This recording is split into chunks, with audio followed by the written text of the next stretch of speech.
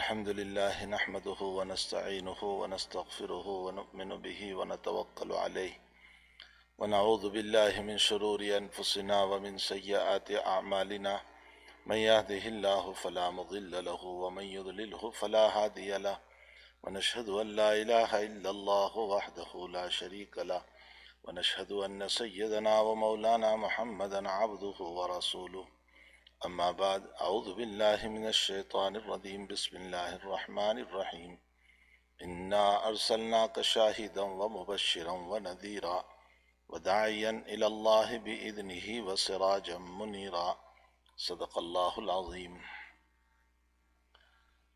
بزرگان محترم، معزز بھائیو، دوستو، عزیزو، ربیع الاول کا مہینہ وہ مہینہ ہے کہ جس میں ساری کائنات کو جہالت کے اندھیرے سے نکال کر روشنی میں لانے والے،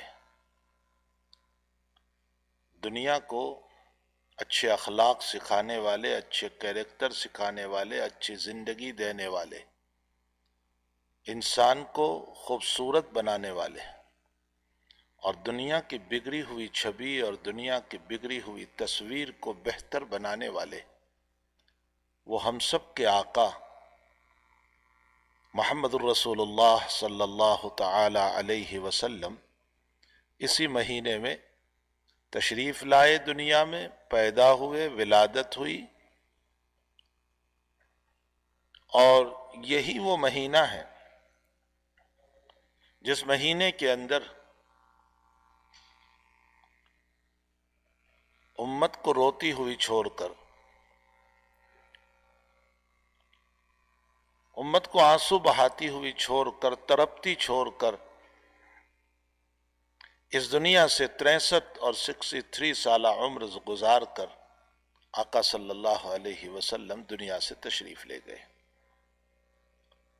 تو ربیع الاول کا مہینہ اس معنی کے اعتبار سے خوشی ہے کہ آقا صلی اللہ علیہ وسلم تشریف لائے، اور ربیع الاول کا مہینہ اس معنی کے اعتبار سے غم ہے کہ آپ دنیا سے تشریف لے گئے۔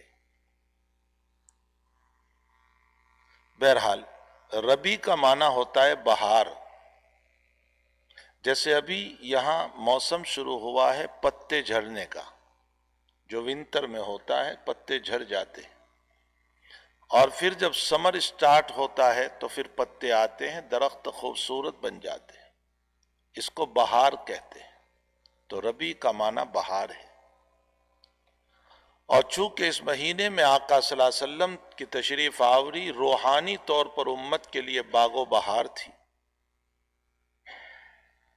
اس لیے اس مہینے کو بڑی مناسبت ہے آقا صلی اللہ علیہ وسلم کی ولادت کے ساتھ۔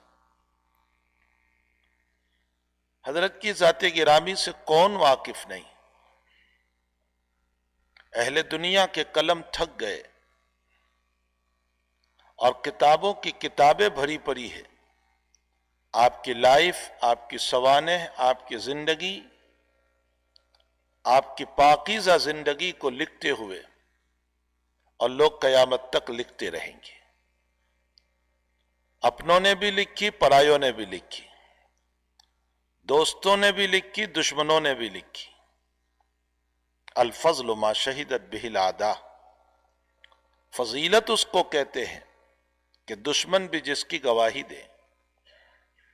اپنے تو تعریف کرتے ہی ہیں، لیکن آپ کی ذات بابرکت وہ ہیں کہ آپ کے دشمنوں نے بھی آپ کی تعریف کی، آپ کے ایمان کی، آپ کی امانت کی، آپ کی دیانت کی، آپ کی شرافت کی، آپ کی اخلاق کی، آپ کی پاکیزہ زندگی کی، دشمنوں نے بھی تعریف کی۔ جس وقت مکہ والوں کے ساتھ صلح ہوئی سن ہجری 6 کے اندر، ذی الحجہ کے مہینے میں، اور اس صلح کے بعد نبی اکرم صلی اللہ علیہ وسلم نے عرب کو چھوڑ کر عجم کی طرف دین کی دعوت کا رخ فرمایا، اور آپ نے بڑے بڑے بادشاہوں کو دین کی دعوت دی۔ اس میں آپ کا والا نامہ، آپ کا مبارک خط، آپ کا دعوت نامہ، جو حکمتوں سے لبریز، جو علوم سے بھرا ہوا ایک خط، اس وقت کی سپر طاقت رومن امپائر، جو اس وقت کی سپر طاقت کہی جاتی تھی، اس کا بادشاہ اور اس کے نام، جس کا نام ہرقل تھا، آپ کا والا نامہ، آپ کا خط مبارک، آپ کا دعوت نامہ اس کے پاس جا رہا ہے، اور آپ اپنے ایک صحابی دہیہ کلبی رضی اللہ تعالی عنہ کو لے کر بھیج رہے ہیں، اور آپ فرما رہے ہیں کہ ہرقل کے پاس تم براہ راست نہیں جا سکتے ہو، اس لیے تمہیں اس کے ماتحت غسان کا گورنر جو ہے، اس غسان کے گورنر کو یہ خط دیں اور وہ پہنچائے گا۔ جس وقت حضرت کا یہ دعوت نامہ جا رہا ہے، اس وقت رومن امپائر کو، اس وقت کی دوسری سپر طاقت فارس، یہ فارس اس وقت کا چھوٹا سا ایران نہیں، وہ فارس عراق و ایران سے چل کر قزاقستان، ازبیکستان، افغانستان، بہت دور تک پھیلا ہوا علاقہ، اس سپر طاقت کے مقابلے میں ہرقل کو غلبہ ہوا تھا، کامیابی ملی تھی، جیت گیا تھا، فتح ملی تھی، اور چونکہ ہرقل عیسائی تھا، نصرانی تھا،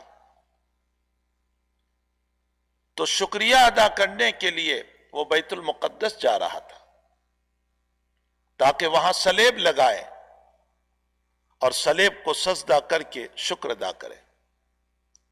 اس درمیان نبی کریم صلی اللہ علیہ وسلم کا خط مبارک پہنچتا ہے،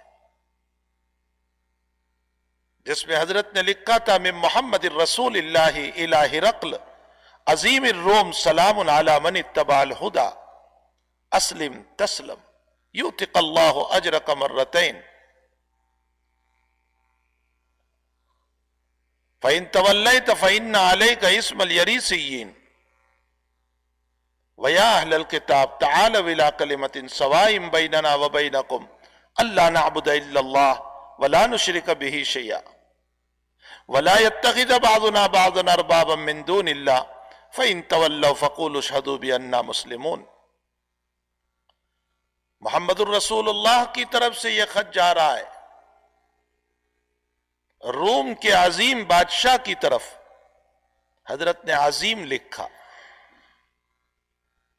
اپنی امت کو تعلیم دی کہ بادشاہ چاہے غیر مسلم ہو، لیکن جب اس کا مقام ہو تو مقام کی رعایت کرنا، تمہیں اس کی توہین کی اجازت نہیں ہوگی، چاہے وہ غیر مسلم ہے۔ من محمد الرسول اللہ الی ہرقل عظیم الروم، جو روم کا بڑا ہے، سلام علی من اتبع الہدی، السلام علیکم نہیں، اس لیے کہ غیر مسلم کو سلام نہیں ہو سکتا، یہ دعا ہے اور دعا نہیں ہو سکتی۔ ہاں البتہ آپ نے فرمایا سلام ہو اس آدمی پر جو ہدایت کو قبول کر لے، سلام علی من اتبع الہدی، اسلم، اسلام لے آؤ، سلامتی پاؤ گے۔ فَإِن تَوَلَّيْتَ، اور اگر تم نے روگردانی کی، بات نہیں مانی، ایمان نہیں لایا، تو تیری قوم کا سارا گناہ بھی تیرے اوپر ہوگا، اور میں تجھے دعوت دیتا ہوں ایک ایسی بات کی طرف، یا اہل الکتاب، تو اہل کتاب ہے، تو اہل انجیل ہے، تو ایک آسمانی کتاب کو ماننے والا ہے، میں تجھے ایک ایسی دعوت دیتا ہوں کہ جو ہمارے اور تمہارے درمیان برابر ہے، اور وہ یہ ہے کہ ایک اللہ کی عبادت کریں۔ یہ تیری کتاب انجیل بھی کہہ رہی ہے اور میری کتاب قرآن بھی کہہ رہی ہے، یہ تیرے نبی عیسیٰ علیہ السلام بھی کہہ رہے ہیں اور میں بھی کہہ رہا ہوں، سوائم بیننا وبینکم اللہ نعبد الا اللہ، اللہ کے علاوہ کسی کی عبادت نہیں، ولا نشرک بہ شیئا۔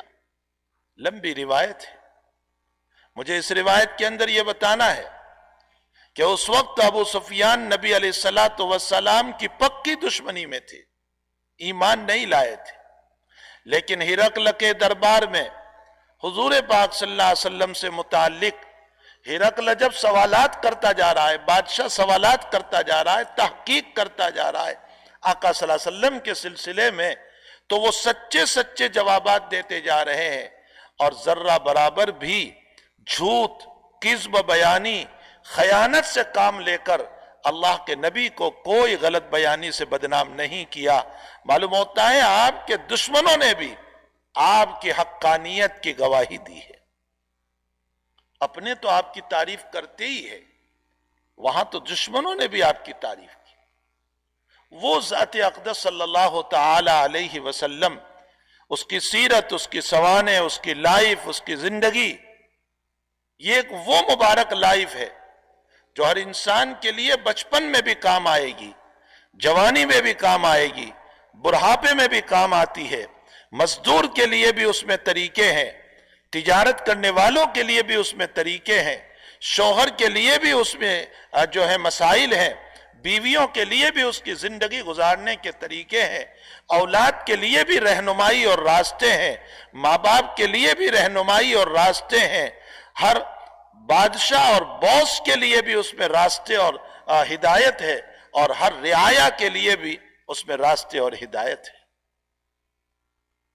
کوئی لمحہ اور دقیقہ نہیں چھوڑا کہ نبی اکرم صلی اللہ علیہ وسلم نے انسان کو زندگی گزارنے کا طریقہ نہ دیا ہو۔ افسوس کہ مجھے اور آپ ہی کو آپ کی زندگی معلوم نہیں، ہمیں ہی آپ کی مکمل زندگی معلوم نہیں۔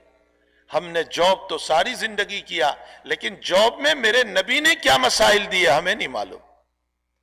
ہم نے ساری زندگی تجارت کی، بزنس کیا، لیکن بزنس میں میرے نبی نے کیا مسائل دیے مجھے نہیں معلوم۔ میں ایک شوہر بن رہا ہوں اپنی بیوی کا، شوہر تو بن گیا، لیکن میری بیوی کے مجھ پر کیا حقوق ہے اور میرے نبی نے کیا سکھایا مجھے نہیں معلوم۔ ایک بیوی نکاح تو کر رہی ہے، لیکن نبی کریم صلی اللہ علیہ وسلم نے ایک بیوی کو کیا مسائل بتائے ہیں وہ اسے نہیں معلوم۔ ہم ماں باپ بن گئے، لیکن اولاد کے کیا حقوق ہے ہمیں نہیں معلوم، اور جب اولاد ہیں تو ماں باپ کے کیا حقوق ہے ہمیں نہیں معلوم۔ ہم کسی تنظیم کے سربراہ ہیں، کسی انجمن کے بڑے ہیں، لیکن ہمیں نہیں معلوم کہ انجمن کا بڑا اور تنظیم کا بڑا اس کو کیا ذمہ داری ہوا کرتی ہے، اس کے ذمے کیا مسائل ہوا کرتے ہیں۔ جبکہ نبی اکرم صلی اللہ علیہ وسلم نے اتنی مبارک لائف، اتنی پیاری زندگی عطا فرمائی ہے کہ وحدہ لا شریک کی قسم ہے، اگر اس نبی کی زندگی پر کوئی آ جائے گا تو خوبصورت سے خوبصورت زندگی گزارے گا۔ اس نبی کے ہم پر حق ہے۔ وہ نبی ہم سے یوں کہہ رہا ہے، لا یؤمن احدکم حتی اکون احب الیہ من والدہ وولدہ والناس اجمعین۔ اس نبی کا نام اللہ نے رکھا محمد صلی اللہ علیہ وسلم۔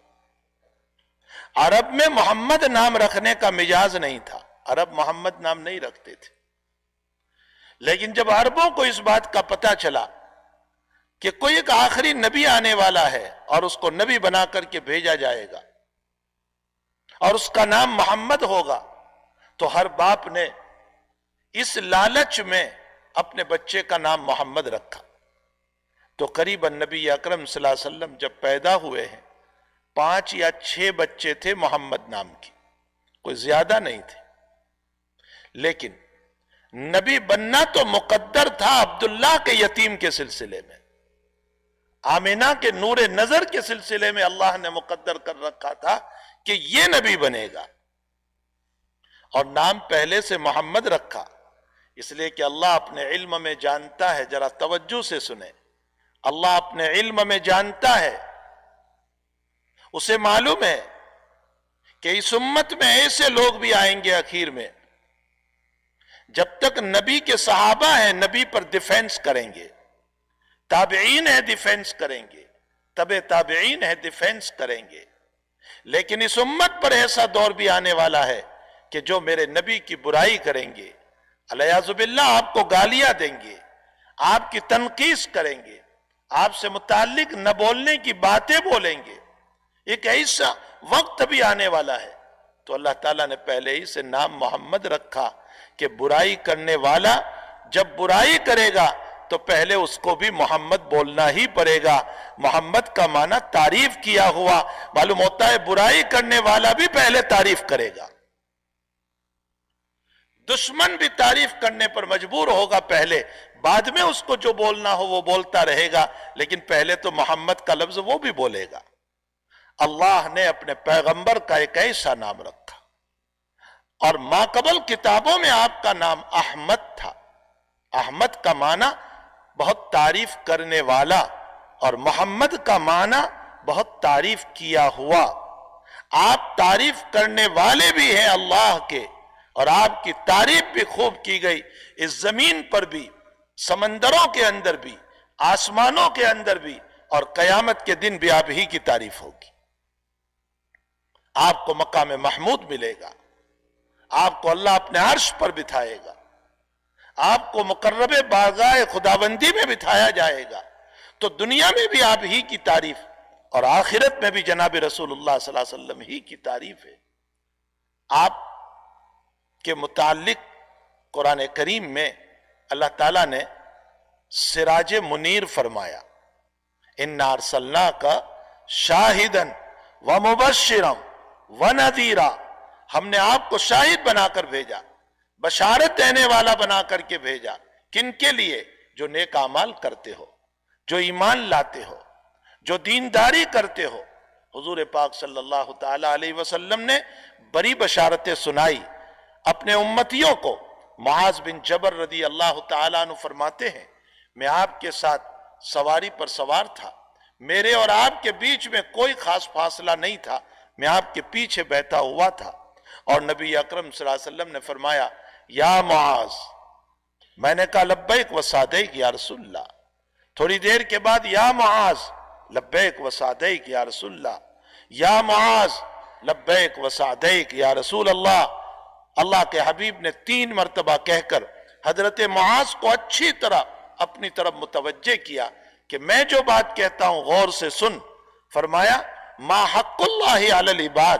معاذ تم جانتے ہو اللہ کا حق کیا ہے اپنے بندوں پر؟ معاذ کہنے لگے اللہ و رسول عالم، اللہ اس کا رسول بہتر جانتا ہے. ہماری طرح نہیں کہ 2 مسئلے پڑھ لیے تو مسائل بتانے لگ گئے. صحابہ کا تو مجاز تھا کہ آقا صلی اللہ علیہ وسلم کے سامنے جانتے ہوئے بھی کہہ دیا کرتے تھے اللہ و رسول عالم، اللہ اس کا رسول بہتر جانتا ہے.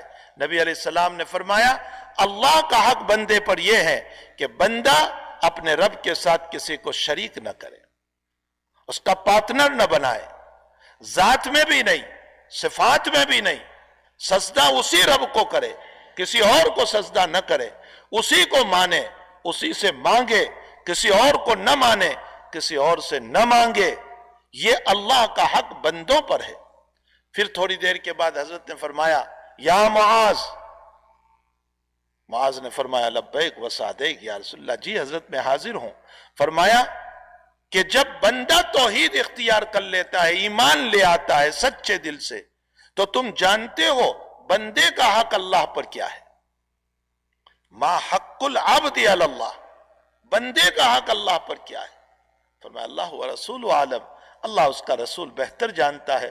نبی علیہ السلام فرماتے ہیں کہ جب بندہ توحید اختیار کرتا ہے تو بندے کا حق اللہ پر یہ ہے اللہ یعذبہم، اللہ اپنے بندے کو کوئی سزا نہیں دے گا، کوئی عذاب نہیں دے گا.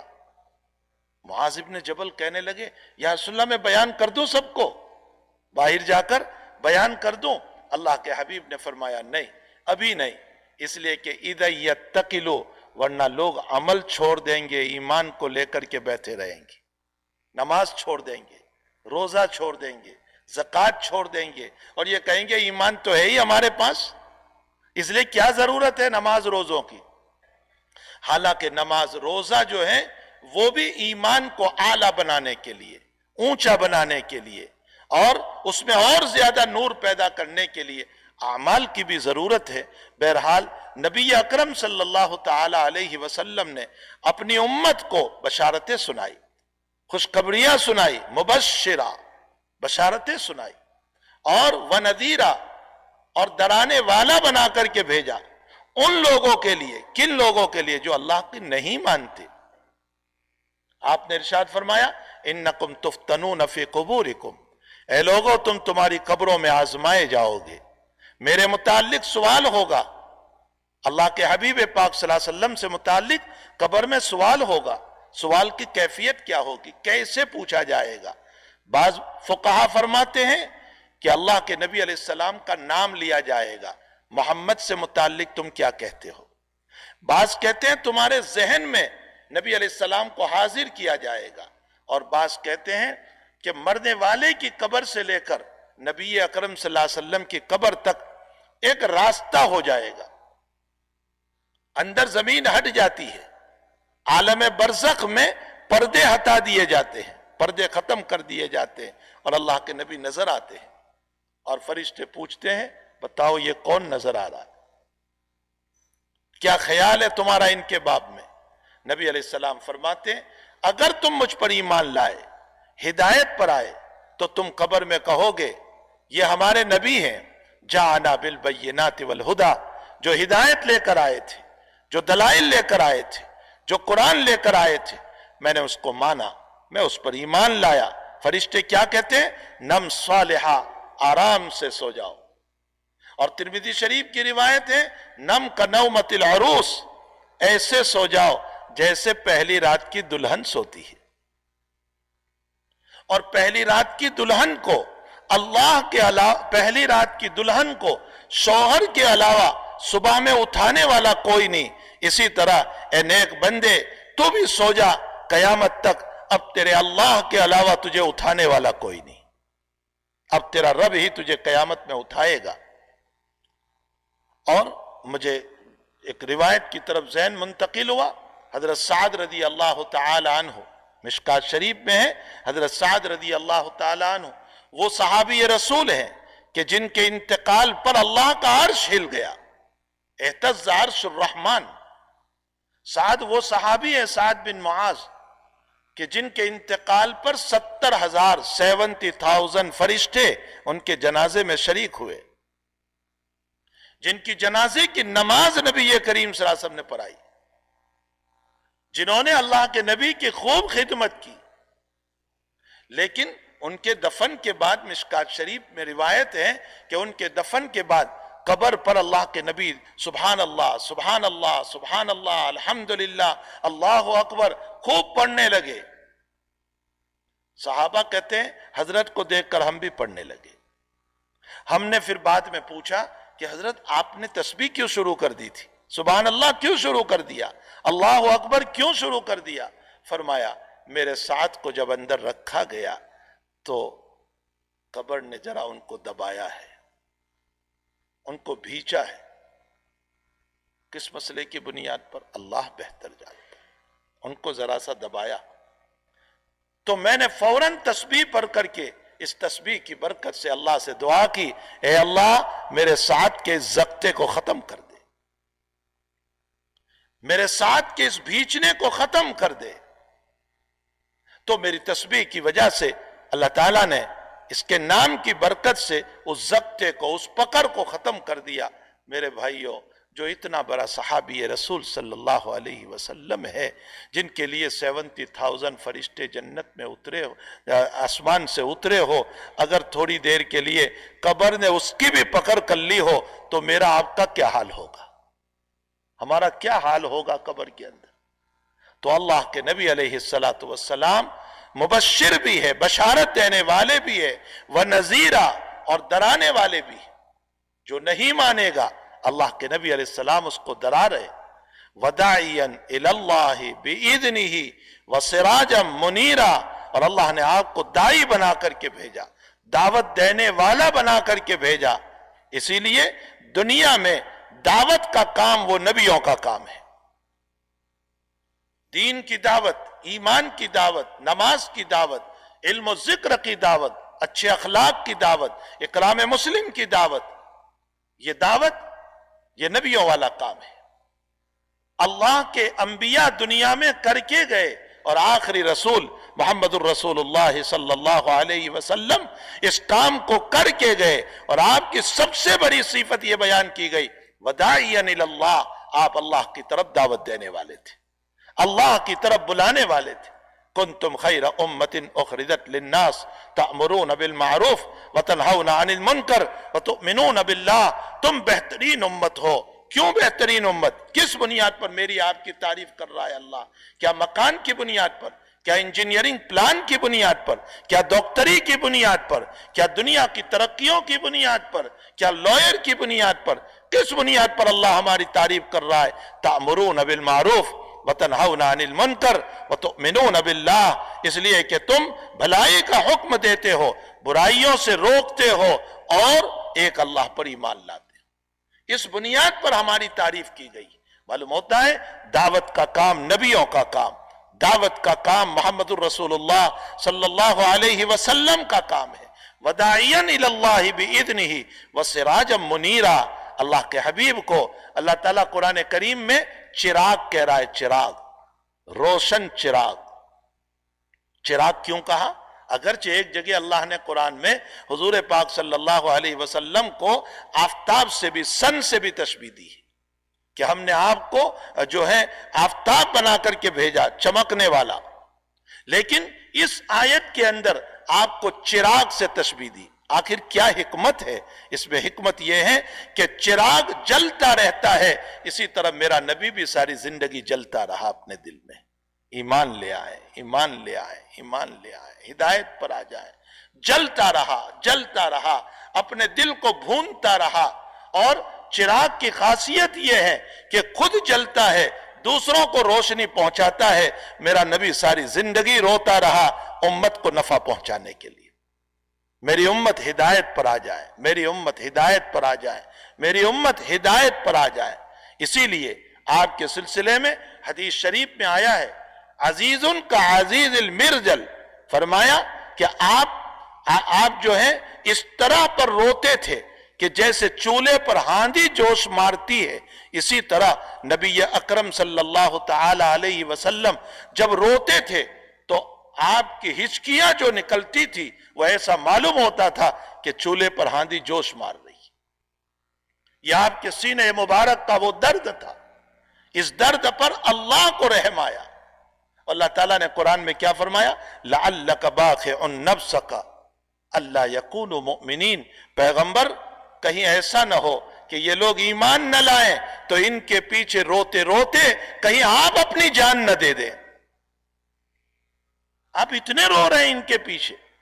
آقا صلی اللہ علیہ وسلم کی مبارک زندگی، ابو طالب آپ کا چچا، بڑی خدمت آپ کی وفات کے موقع پر، وفات سے پہلے آپ چچا کے پاس بھی جا رہے ہیں، اب فرمائے یا ام قل لا الہ الا اللہ احاج لک یوم القیامہ، میرے چچا کلمہ پڑھ لو، میں قیامت میں تمہاری طرف سے لڑ کر تمہیں جنت میں لے جاؤں گا۔ کلمہ پڑھ۔ ایک درد تھا، ایک فکر تھی، ایک کرن تھا، آپ کا جی اندر سے جر رہا تھا کہ یہ امت جہنم سے بچ جائے۔ اسی لیے آپ اپنی مثال دے کر یوں بیان کرتے ہیں کہ جیسے کسی نے آگ جلائی ہو تو پتنگے اور کیڑے مکوڑے اڑ کر کے اس میں جاتے ہیں۔ فرمایا شیطان نے جو آگ جلا کر رکھی ہے، خواہشات کی آگ، شیطان نے خواہشات کی جو آگ جلا کر کے رکھی ہے، فرمایا بندے بھی اس میں اور بندیاں بھی اس میں دوڑ رہی ہے، اور میں تمہاری کمر پکڑ کر کے بچا رہا ہوں کہ تم اس میں نہ جاؤ۔ یہ جہنم کی آگ ہے، یہ خواہشات کی آگ ہے، یہ بے حیائیوں کی آگ ہے، یہ اللہ کی ناراضگی کی آگ ہے، اس کی طرف تم نہ جاؤ۔ نبی اکرم صلی اللہ علیہ وسلم خود اپنی یہ مثال دے کر کے فرماتے ہیں، آپ خود اپنا طائف کا پورا واقعہ، حضرت عائشہ رضی اللہ تعالیٰ عنہا نے جب آپ سے پوچھا اللہ کے نبی علیہ السلام احد میں آپ کو بڑی تکلیف پہنچی، آپ کا دانت مبارک شہید ہو گیا، اور اس کے ساتھ ساتھ آپ کے سر میں کڑی گھس گئی اور خون نکل آیا اور طرح طرح کی آپ کو پریشانی، آپ بے ہوش ہو گئے، تو کیا اس سے زیادہ بھی آپ کو تکلیف کبھی پہنچی ہے؟ تو آپ نے فرمایا عائشہ طائف کی تکلیف اس سے بھی زیادہ تھی۔ عبد یعلیل جو وہاں کا بڑا تھا، میں اس کے پاس گیا اور میں نے اپنی دعوت کو پیش کیا، تو اس کی پہلی بات تو مجھے یہ تھی کہ تجھ جیسے فتح پرانے کپڑوں میں اللہ کو تو ہی نبی ملا، تیرے علاوہ کوئی ملا ہی نہیں۔ مکہ اور طائف کے مالدار نہیں ملے اللہ کو، تجھ جیسا غریب ملا۔ کیا تانا تھا، کیا تانا تھا، نبی کے دل پر جو چوٹ لگی ہوگی۔ اور فرمایا مجھے نکال دیا گھر سے، اور نکالنے کے بعد اوباشوں اور بدماشوں کو میرے پیچھے کیا، اور میرے پیچھے وہ دوڑتے رہے، مارتے رہے، اور پھر بہت دور جا کر کے آپ کے خادم زید بن حارثہ رضی اللہ تعالیٰ عنہ ساتھ ہے، وہ پورا واقعہ حضرت سے نقل فرماتے ہیں۔ حضرت سجدے میں گئے اور آپ نے جن الفاظ سے دعا کی ہے، اگر میں پوری روایت پڑھوں تو بہت دیر ہو جائے گی، حضرت میں صرف مختصر اس کی طرف اشارہ کر دوں۔ اللہم اشکو الی، اے اللہ میں تیری طرف شکایت کرتا ہوں میرے غم کی، میری مصیبت کی، میری پریشانیوں کی۔ اور پھر اگلا جملہ جو نبی علیہ السلام نے کہا تھا وہ یہ تھا، اے اللہ تو نے مجھ کو کن کے حوالے کر دیا؟ جنہوں نے مجھے ہلکا سمجھا، مجھے ذلیل سمجھا، مجھے معمولی سمجھا، تو نے مجھ کو کس کے حوالے کر دیا؟ اور اس کے بعد فرمایا، اے اللہ یہ سب کچھ کرنے کے بعد بھی، یہ مار کھانے کے بعد بھی اگر تو ناراض نہیں ہے تو میں اس مار پر بھی خوش ہوں، اس گالی پر بھی خوش ہوں، اس بے چینی پر بھی خوش ہوں، مجھے منظور ہے سب۔ اللہ تعالی ہمیں اپنے آقا محمد الرسول اللہ صلی اللہ علیہ وسلم سے سچا عشق نصیب فرمائے، سچا پیار نصیب فرمائے۔ وہ سراج منیر تھا، وہ جلنے والا چراغ تھا، وہ درد لیا ہوا دل تھا، وہ تڑپنے والا ضمیر لیا ہوا تھا، وہ راتوں میں اٹھ کر رویا، وہ دن میں رویا۔ اللہ ہمیں بھی اپنے امتیوں کو بھی رونے کی توفیق عطا فرمائے، آنسو بہانے کی توفیق عطا فرمائے، دین کے لیے تڑپنے کی توفیق عطا فرمائے۔ اولاد کے لیے تو سارے ہی تڑپتے ہیں، اپنے مال کے لیے تو سارے ہی تڑپتے ہیں، نبی کا وفادار وہ ہے جو نبی کی امت کے لیے تڑپنے والا بنے، اس کے آنسو نبی کی امت کے لیے بہنے والے بنے۔ راتوں میں اٹھ کر امت کی ذب و حالی پر، امت کی پریشانیوں پر بہت رونے والے بنے کہ اللہ اس امت کو راہ راست پر لے آ، ضلالت سے، گمراہیوں سے، بے حیائیوں سے، کھلے سروں پر گھومنے والی ہماری بچیوں سے اے اللہ ہدایت عطا فرما دے، ہمارے جوانوں کو درخت سے، گندی نالیوں سے، بے حیائیوں سے اے اللہ نکال کر مسجد میں سجدے کرنے والے بنا دے۔ یہ ہماری دعاؤں کی ذمہ داریاں بنتی ہے، روئیں تڑپیں انشاءاللہ تعالی اللہ ہمارے آنسوؤں کی لاج رکھے گا۔ وصلی اللہ علی النبی الکریم برحمتک یا ارحم